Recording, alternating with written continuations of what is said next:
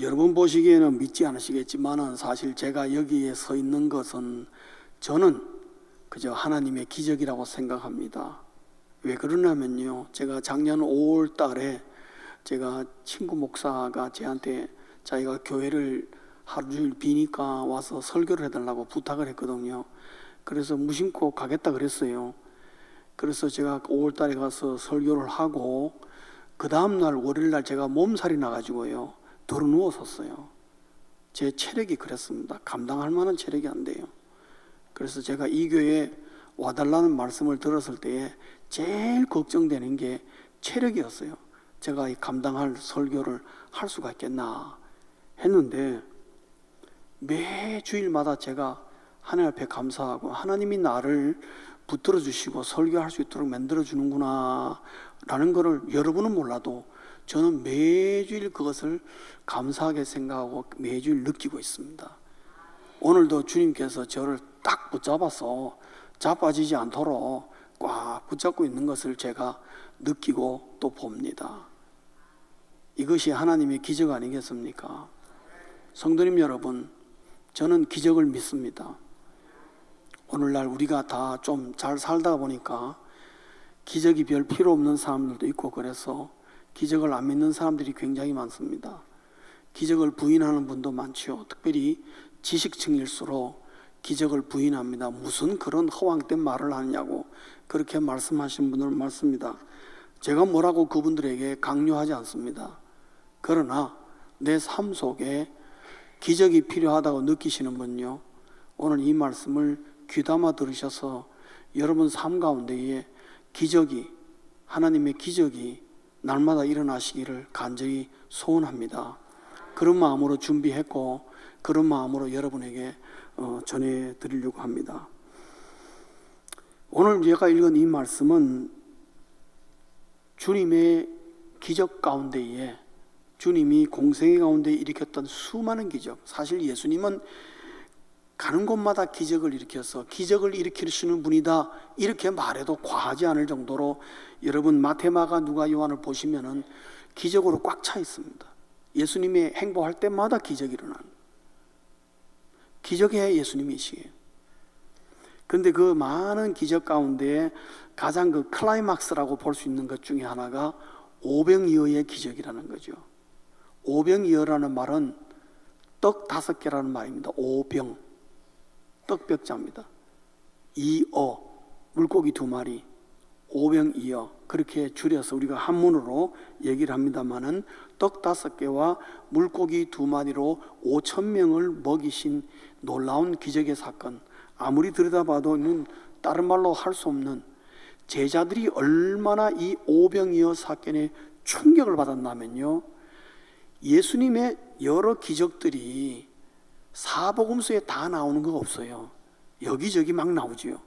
그런데 오병이어의 기적만큼은 사복음서에 공이 나옵니다.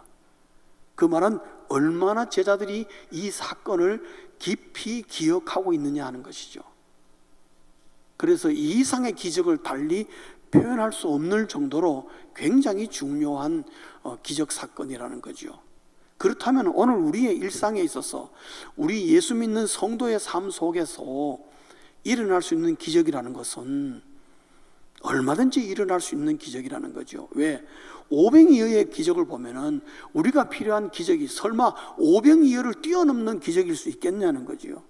개인적으로나 뭐 직장이나 사업적으로, 여러분 가정적으로나 그 기적이 얼마나 크겠습니까? 커봤자 이 오병이어에 비하면은 아주 작은 것이라고 볼 수 있죠.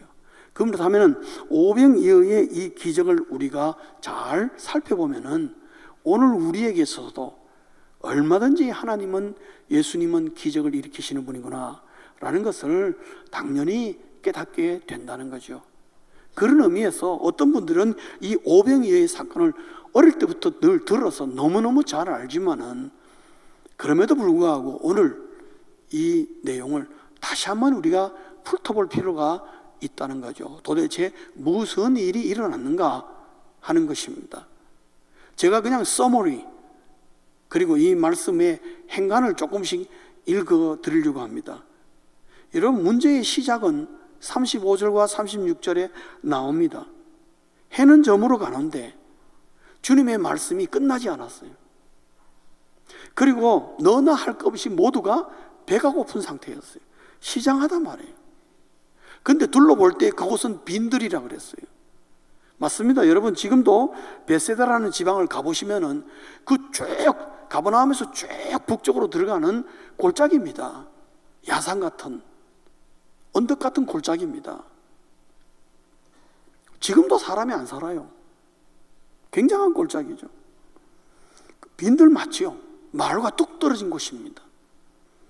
그러니까 제자들이 은근히 걱정이 되는 겁니다. 주님의 말씀은 안 끝났는데 해는 저물어 가고 모두가 지금 배가 고픈 상태에서 어떡하나 제 아들이 걱정이 되니까 자기들끼리 쑥덕거리다가 결국 예수님의 그 말씀을 끊어버리게 된 겁니다. 끊고 제자들이 예수님에게 제안을 한 거예요. 예수님, 지금 사람들이 굉장히 시장하고 이제 해도 저물어 가는데 이제 그만하고 우리 무리들을 다 바울로 빨리 내려보내서 각자 자기의 시장함을, 배고픔을 해결하도록 하십시다 라고 주님께 제안합니다. 굉장히 합리적인 제안이죠. 왜냐하면 어느 누구의 능력으로도 해결할 수 없는 문제니까. 그거는 불가능한 얘기죠. 심지어 예수님일지라도, 뭐 제자들이 그 말을 안 했지만은 이 제안을 하는 배경에는 이건 예수님도 해결할 수 없는 문제 아니겠느냐, 뭐 그런 게 깔려 있다고 볼 수 있죠.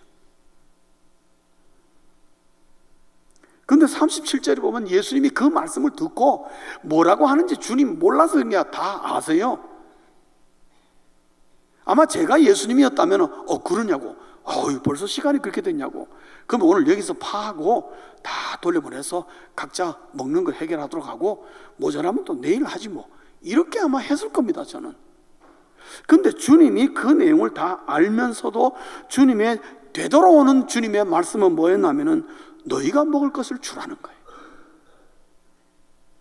그 제자들이 생각할 때는 정말 머리가 띵해지는 말씀이죠. 뭐 어쩌라는 겁니까? 제자들 가운데 아마 계산이 빠른 사람이 있었겠죠. 요한복음을 보면 빌립이 그렇게 얘기합니다. 빌립이 뭐라 그러냐면, 주님 200데나리온의 떡을 사다 먹이리까. 200데나리라는 단위는 상당히 어마운트가 큰 겁니다. 그 당시에 일용직 노동자가 8개월 정도는 일을 해야 가질 수 있는 돈입니다. 그 요즘 우리 대한민국의 하루에 시급이 얼마죠? 하여튼 뭐 8천 몇백 원. 그거를 한 달이면 얼마일까요? 뭐 한 150만 원, 170만 원 되나요? 그 꼬박이 8 해보십시오. 그러면 대충 우리 돈이 계산해. 그저 미니멈 그 정도라는 거죠. 상당한 돈입니다.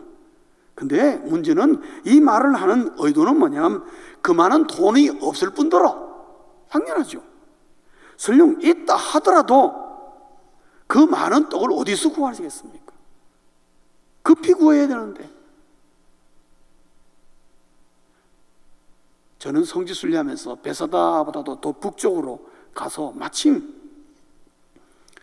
전통적인 방법으로 화덕에다가, 여러분 그 당시 예수님 당시 이스라엘에서는 떡을 굽는다는 것은 화덕에다 굽는 겁니다. 지금도 굽는 거 여러분 중동 가면 많이 볼 수 있죠. 불이 있는 단지에다가 벽에다가 이 떡반죽을 탁 갖다 붙이는 거죠. 그러면 이게 한 15분 20분 있으면 익어요. 그래서 제가 그거 하나 얻어먹겠다고 우리 앉아가지고 기다렸는데 20분 기다렸어요. 그래가지고 떡이 몇 개 나오는 줄 알아요? 그 화덕에서 2개, 잘 나와야 3개 나와요. 여러분 오늘 보면 장정이 5,000명이래요. 그러면 마을에 있는 화덕 다 끌어모아도 여러분 되겠습니까? 어림도 없는 거예요. 어림도 없는 거예요. 상상 자체가 불가능한 거예요. 그러니까 제자들이 얻어놓은 200데나리온 이 말 속에는 주님 이거는 안 되는 겁니다. 그냥 저희들 의견대로 주님 따라주시죠, 뭐 그런 말씀이 사실 말이 내포되어 있는 것입니다. 너희가 먹을 것을 주라. 제자들이 어리둥절하고 또 제자 중에 한 명이 200데나리온 갖고 뭐 되겠습니까? 이런 말하는 동안에 주님이 뜬금없는 두 가지의 명령을 추가합니다. 그 중에 하나가 뭐냐면은 38절부터 40절을 여러분 보시면은 말씀하시기를 너희에게, 다시 말하면 이 온 회중에 떡이 몇 개나 있는지 가서 알아보라는 거죠. 그 제자들이 수소문했습니다. 그래서 뭘 가져왔죠? 떡 5개 하고 물고기 2마리 가져와서 주님 여기 있습니다. 이것밖에 없습니다. 그러니까 여러분 요한복음에 보면은 베드로의 동생인 안드레가 그걸 보면서 뭐라 그러냐면요, 주님 그것이 많은 사람에게 얼마나 되겠습니까? 그 말은 무슨 말이냐면 이거 가지고 누구 입에 붙이려고 그러죠. 더군다나 요한복음은 뭐라 그랬냐면 이 보리떡 5개와 물고기 2마리가 어린아이 거라 그랬어요.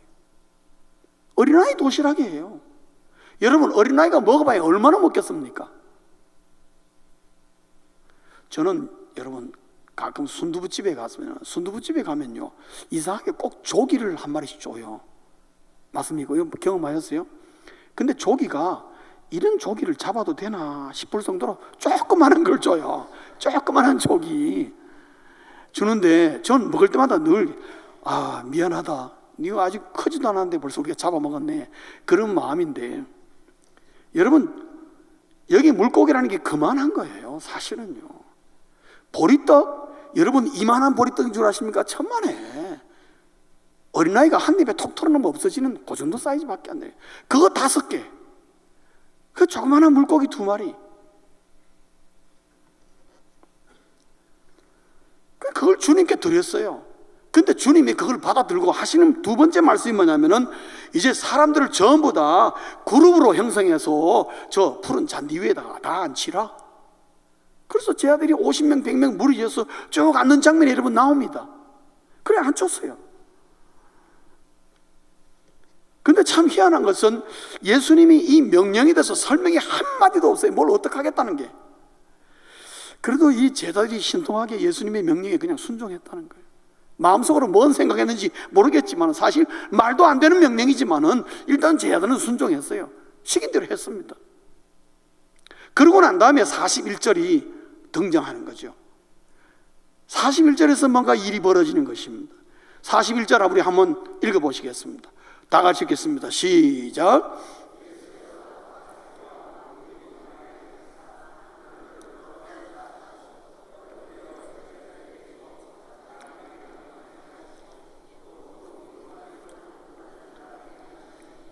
아멘. 자 보십시다. 예수님께서 떡 5개와 물고기를 가지셨습니다. 지금 이 떡 5개 물고기 2마리가 누구 손에 있죠? 예수님 손에 있습니다. 그걸 들고 하늘을 우러러 축사하시고, 이 말은 감사 기도를 드렸다는 거예요. 다른 복음서에 보면 감사의 기도를 드렸다고 나와 있어요. 이건 유대인들이 그 관습에 따라 기도하는 겁니다. 기도하신 다음에 떡을 떼요. 누가 떡을 떼었습니까? 떡이 지금 누구 손에 있다 그랬죠? 그러면 떡을 떼시는 게 누구예요? 예수님이 떡을 떼어서 누구에게 줬습니까? 제자들에게 주고, 그 다음에 제자들이 누구에게요? 사람들에게, 그 모인 군중 회중들에게 나누어 주게 하시고, 물고기 2마리도 그래 했다는 거죠. 자 그러면은 떡을 떼어 제자들에게 주어 사람들에게 나누어 주게 하시고, 저 그림이 반복되었을까요? 한 번으로 끝났을까요? 그냥 상식선에서 생각하세요. 사람이 5,000명이 앉아 있어요. 어떻게 됐을까요? 제가 너무 어려운 숙제를 냈나요? 내가 형이 상학적 숙제를 냈나? 주님이 떡을 떼어서 제자들에게 주면 제자들은 사람들에게 가서 나누어 주었어요. 한 번으로 끝났을까요? 무지하게 반복되었을까요? 반복되죠. 5,000명 다 먹어야 되니까. 근데 장정반 5,000명이에요. 어떤 많은 학자들은 어린아이와 여자들은 저기 카운트 안 됐다는 거죠. 만약에 그것까지 카운트하면 어떻게 해요? 15,000명에서 2만 명 생각하는데, 저는요 동네 개들도 많이 따라왔을 거라 생각해요. 제가 선교지 가면서 느낀 게 있거든요. 제가 파라과이 갔는데 우리가 전도 집회를 하는데 한 5천 명이 모였어. 마을에 축구장이 꽉 모였는데요. 개도 한 5천 마리 모인 것 같은 생각이 들었어요. 얼마나 개천지인지. 그래서 사람은 개판인데 개들은 개판이 아니더라고. 개들이 오히려 복음을 신중하게 들어요. 가만히 있어요. 짖지도 않고. 사람들이 애들이 떠들어 샀어요. 안 되죠. 사람보다 개들이 낫습니다. 제가 그냥 상상하건대 개들도 많이 왔을 거예요. 그러면 개들도 뭐를 먹어야 돼요? 떨어지는 부스러기를 먹어야 될 거 아닙니까? 어쨌든 간에 자, 예수님이 떡을 떼요 제자들에게 주면 제자들이 그걸 들고 와서 사람들에게 나누어 줬습니다. 다 나눠주면 어떻게 해요? 제자들이 다시 돌아오면은 주님이 떡을 떼어서 제자들에게 주고 사람들에게 반복할지요. 자, 여기서 주님 손에서 분명히 떡이 5개였는데 계속해서 뭔가 떡이 나옵니다. 그 장면을 목격한 당사자들이 누굴까요? 제자들이죠. 그러면 군중들은요? 알았을까요? 몰랐을까요? 알았다고?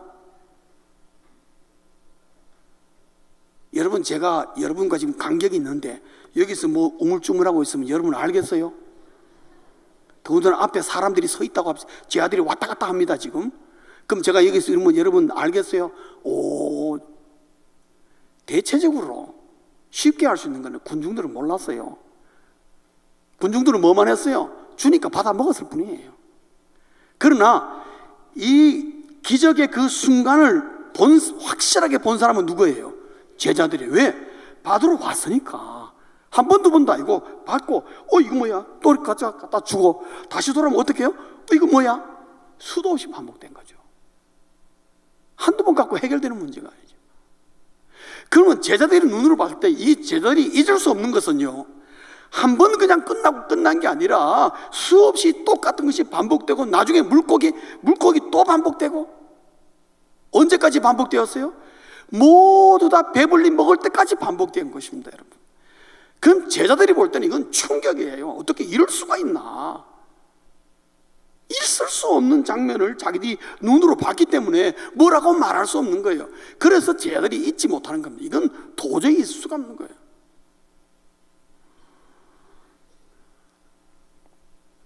여기서 우리가 짚고 넘어가고 기억할 것은요, 기적은 예수님 손 안에서 일어났다는 거예요. 제자들은요, 배달만 했을 뿐이에요. 군중들은 주니까 그냥 먹었을 뿐이에요. 그러면 기적을 일으키는 당사자가 누구예요? 예수님이지요. 어디서? 주님 손 안에서 이루어진 것이.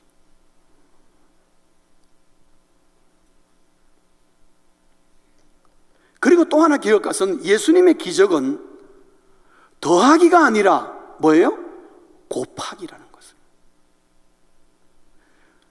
보리떡 5개 가지고 주님이 보리떡 20개를 만드셨다 라고 생각할 때 그거는 산술적으로 가능해요. 왜요? 5배구나. 4배인가? 4배구나. 죄송합니다. 4배구나. 그렇게 얘기할 수 있죠. 그러나 보리떡 5개 가지고 5,000명이 배불리 먹었다. 그 말은 뭐예요? 산술적으로 계산이 안 되는 거예요. 그러면 오로지 우리가 답할 수 있는 건 뭐예요? 곱하기는 곱하기. 사람이 더 많았다면 어떻게 해요? 그들도 다 먹었겠죠. 어쩌면 무한대로 나가는 거예요. 주님이 원하시는 만큼 나가는 거예요.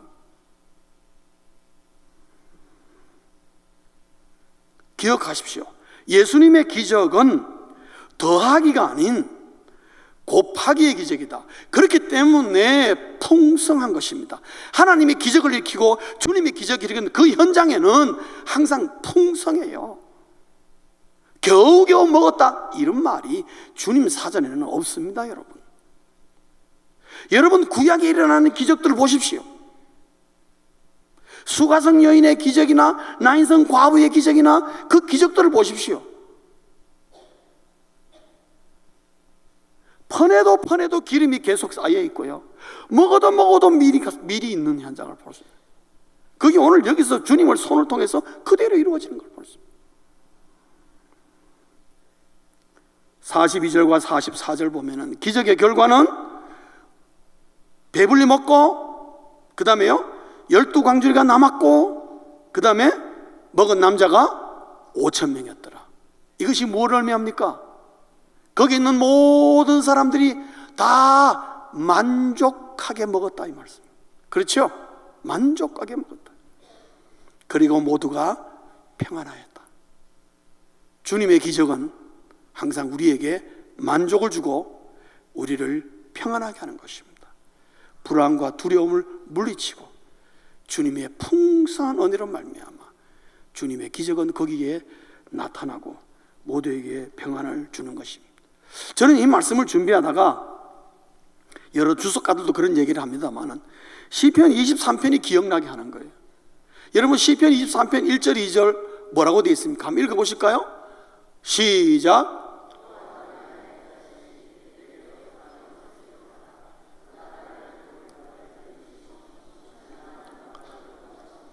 아멘.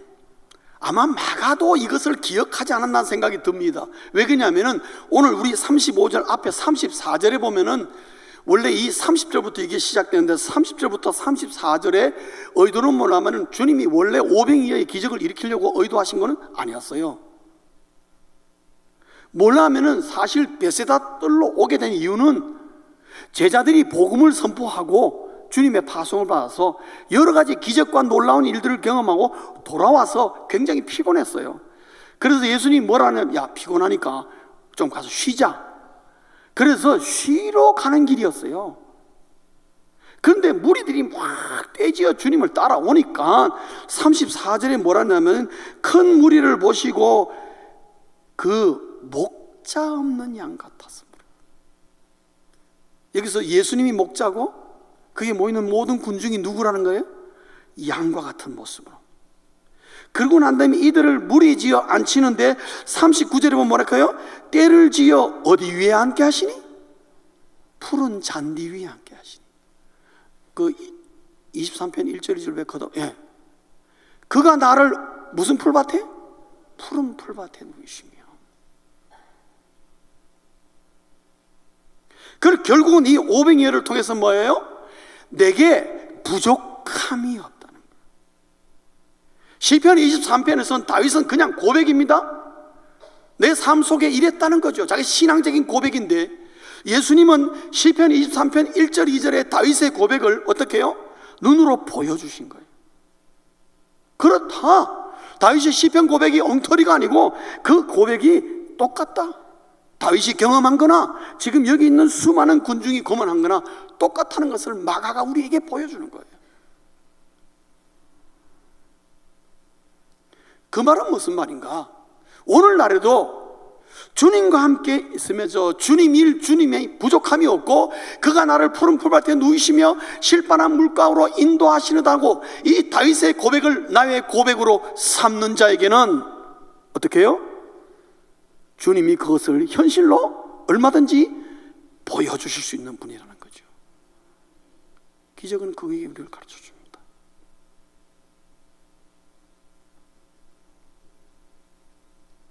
그러면 한 가지 질문 드릴게요. 그러면 오늘 이 본문에 나온 이 오병이어의 기적은 오늘 우리에게 일어날 수 있을까요? 설교 그만해야 돼. 아까워 내 설교하는 게.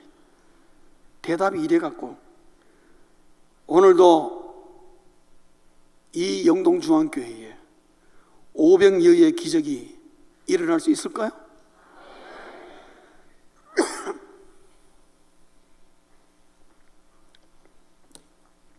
아직도 아무 말을 안 하시는 분 계세요. 여기서 보면 안 보일 것처럼 보이죠? 다 압니다. 그분들은 영동중앙교회 교인이 아니거나 아니면은 주님의 기적이 내 생애에 한 번도 일어난 적이 없는데 나 기도해도 기적 안 일어나더라. 그런 분들 마음속에 그런 생각이 드는 것입니다. 그렇습니다. 주님이 원하시면 얼마든지 가능하다는 거죠. 우리 영동중앙교회에 주님이 원하신다면 얼마든지 500이어가 아니라 그 어떠한 기적도 가능한, 규모가 다르고 상황도 다르고 결과도 다를 수 있겠지만, 어떤 면에서는 소소한 것이라고 볼 수 있겠지만 주님의 기적은 오늘도 계속 일어나고 있다는 거예요. 수많은 사람이 그것을 누리고 있다는 거죠. 기억하십시오. 기적은 항상 불가능을 전제로 합니다. 그 말은 뭐냐면은 우리 하나님에게는 불가능이 없다 이 말씀입니다. 그러니까 내 삶 속에 기적이 필요한가? 그렇다면은 불가능하다고 포기하지 말고 애태우지 말고 그 기적이 일어날 수 있는 파운데이션, 기초를 준비하라는 거죠. 오늘 본문을 통해서 두 가지의 말씀을 드리겠습니다. 기적을 위하여서, 그러면 내 삶 속에 하나님의 기적이, 오늘 예수님의 기적이 일어나기 위해서 내가 무엇을 준비할까? 두 가지를 오늘 본문 가운데서 우리 배우셔야 됩니다. 첫째는요, 주님의 손에 기적이 일어나기를 원하는 것을 맡겨드리라는 거죠. 들려드리라는 것입니다. 여러분, 물질의 기적이 일어나기 원하십니까? 물질을 주님 손에 들려드리십시오. 주님 손에 들려드리십시오. 그것이 얼마가 되든 그거 중요하지 않습니다. 보리떡 5개와 물고기 2마리, 그거 하찮은 겁니다. 어쩌면 거기 있는 모든 군중들이 마음만 먹으면 다 할 수 있는 겁니다.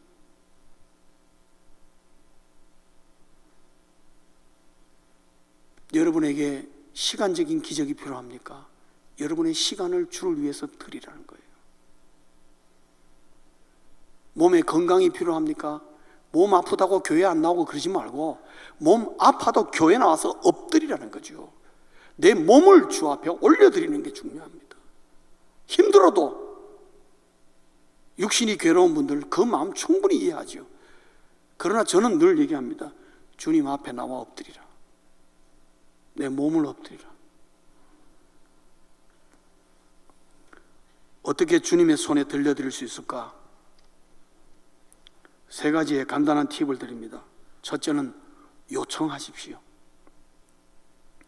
물질을 드리거나 내 몸을 드리거나 시간을 드리고 기도하십시오. 문제 해결을 위한 기적을 주님께 의탁하라는 겁니다. 그런데 여러분, 제가 중요한 팁 하나 말씀드릴게요. 한 번 하고 돌아서면 안 돼요. 그 다음 날도 어떻게 와가지고 똑같이 의탁하셔야 돼요. 언제까지 반복해서 의탁해야 될까요? 예? 들어주실 때까지가 아니고요. 그 문제가 나에게 더 이상 부담이 안 되고 염려가 안 될 때까지 반복하는 겁니다. 우리 사람은요, 한번 기도하고 주여 믿습니다, 주님께 부탁했으니까 주님께서 이 문제 해결하고 놀라운 하나님의 기적을 기대합니다 하고 돌아서면서요, 다시 그것을 끌어안고 갑니다. 그 돌아서면서 그 문제 해결돼야 되는데 어떡하나, 금방 주님 앞에 해결해달라고 해놓고 돌아섰어. 저도 그랬습니다. 저도 교회 문제가 있을 때 새벽에 나와서 기도하니까 기도했어요. 그러니까 주여 믿습니다, 뭐 확신을 골몇 번 하고 일어섰는데 교회 문 밖에도 나오기 전에 벌써 내가 그 걱정을 하고 있는 거예요. 그럼 내가 지금 도대체 뭔 기도를 도대체 드리고 나온 거야? 그래서 그때 제가 생각한 것이, 그 다음 날도 가서 어떻게 해요? 또 기도하고, 그 다음 날도 가서 어떻게 해요? 또 똑같은 기도를 하고 반복해서 기도하고. 근데 어느 순간에 말이죠, 더 이상 나에게 부담이 안 될 때가 와요. 더 이상 염려할 때, 이제 주님이 완전히 가져갔구나. 그 내 마음에 기쁨이 와요. 그 문제가 해결이 안 됐음에도 불구하고 그것 때문에 내가 불안하거나 두려움에 염려하거나 근심하는 생각이 싹 사라져 버리는 거예요. 그 말은 주님이 이미 가져갔다는 겁니다. 그리고 어느 순간에 주님이 역사하는 걸 네가 눈으로 보게 될 것이라는 하나의 예시예요. 제가 오늘 정말 비싼 거 가르쳐 드렸어요. 왜? 저 몸으로 체득해서 저 배운 거예요. 이거 조시는 분 눈 뜨기 전에 빨리 지나갑시다. 두 번째로는 약속의 말씀을 믿고 순종하는 거예요. 성경은 약속투성입니다. 하나님의 약속이 너무너무 많습니다. 여러분 마땅히 기억이 안 납니까? 그러면 교회에 전화해서 목사님께 물어보세요. 내가 이러한 문제가 있는데 목사님 이 문제를 해결하기 위한 좋은 말씀 없습니까? 그 목사님들 대체로 다 압니다. 그 약속의 말씀 들려주면 그 말씀 그대로 믿고 그대로 순종하면서 주여 이 말씀 위에 내 문제를 올려놓습니다. 이 말씀의 기적을 일으켜 주옵소서. 그렇게 하시라는 거죠. 세 번째로는 기도하며 기다리라는 거죠. 저는 기다리라는 말을 강조하고 싶어요. 여러분 기적에 대한 부탁은 우리가 하지만 기적을 이루시는 분은 누굽니까? 주님 아닙니까? 기적이 일어나는 순간도 누구의 손에 달려 있습니까? 주님 손에 달려 있는 거죠. 내 의중대로 되는 게 아니에요. 그저 내가 볼 때는 지금 막 오늘 저녁에 안 해주시면 내일 아침에 뭔가 절단이 날 것 같아도 기도했으면 뚝심 있게 기다릴 필요가 있어요.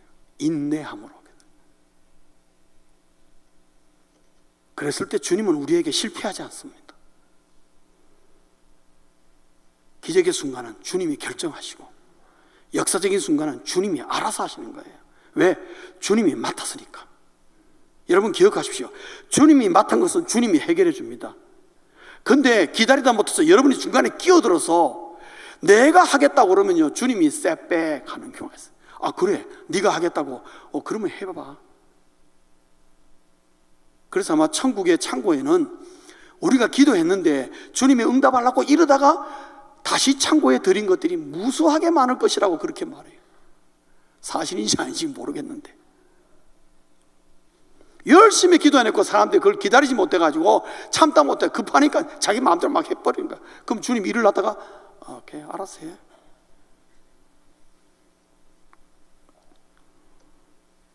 여러분 예수 믿는 성도님 여러분 이 땅에 사는 동안에 주님이 우리에게 주기를 원하시는 거 다 받아 누리시기를 주의 이름으로 축원합니다. 저는 이거 기복적으로 얘기하는 거 아니에요. 아주 말씀에 기초해서 말씀. 더듬하게 예수 믿지 말아요. 믿으려면 확실하게 믿어서 하나님이 나를 위하여 예비하시고 하나님의 자녀를 위해서 주기를 원하시는 거 다 받아 누리는 거 그게 뭐 잘못된 겁니까? 근데 주는 것도 못 받아 먹어요 우리가. 두 번째로는 불가능해 보여도 내가 할 수 있는 것은 다 하고 간구하라는 거예요. 무슨 말인지 아시겠습니까? 멍하니 기다려. 저는요 주님의 기적에 대해서 너무 집착하시는 분 제가 경고합니다. 그러지 마세요. 집착하지 말고 기도했으면은 그동안에 뭐 하라고요? 내가 할 수 있는 것은 다 해요. 내가 할 수 있는 것은 열심히 하라고. 그러고 난 다음에 간구하고 주님을 기대하고 있어요. 오늘 제자들에서 여러분 배우는 것은요 모인 무리들의 끼니를 해결하려고 나름 고민했다는 것입니다. 자기 할 일들을 하고 있었어요. 경비도 계산했고요 그 나름대로 결론을 내리고 주님의 말씀도 끊고 제안까지 하면서 어떻게 해보려고 애를 썼다고 했다는 거죠. 자기 할 일을 하고 있는 거예요. 주님 그거 질타하지 않았어요. 야 너희들이 나를 못 믿고 지금 그러냐? 뭔 그런 식으로 생각. 주님 절대 그런 말 말씀하지 않았어요. 제 아들은 자기도 할 수 있는 거 열심히 했단 말이에요. 그리고 정말 그럼에도 불구하고 제자들이 가장 잘한 건 무엇인가? 주님의 명령에 이의를 제기하지 않고 그냥 순종했다는 겁니다. 여러분 그거 간과하시면 안 돼요. 이상하게 제자들이 왜 할 말 없겠습니까? 지금 얼토당토하는 말씀을 하시는데도 아무 말 안 하고 시킨 대로 다 했어요. 순종. 우리는 무엇을 위하여 기적을 위하여 무엇을 준비해야 될 것인가? 두 가지 말씀드리겠습니다. 첫째는 주님의 손에 기적이 일어나기를 원하는 것을 어떻게 해요? 맡겨드려라. 두 번째로는요 불가능해 보여도 내가 할 수 있는 것은 다 하며 간구를. 직장에서 여러분 승진하기 원하십니까? 여러분의 실력으로는 도저히 안 될 것 같습니까? 돈도 없고 내가 뭐 백도 못 쓰고 줄도 없고 그렇습니까? 괜찮습니다. 여러분이 있는 현장에서 하나님 보시기에 최선을 다하십시오. 그러면은 손은 누가 씁니까? 하나님이 쓰는 겁니다. 기적이에요. 저도 직장 생활 해봐서 압니다.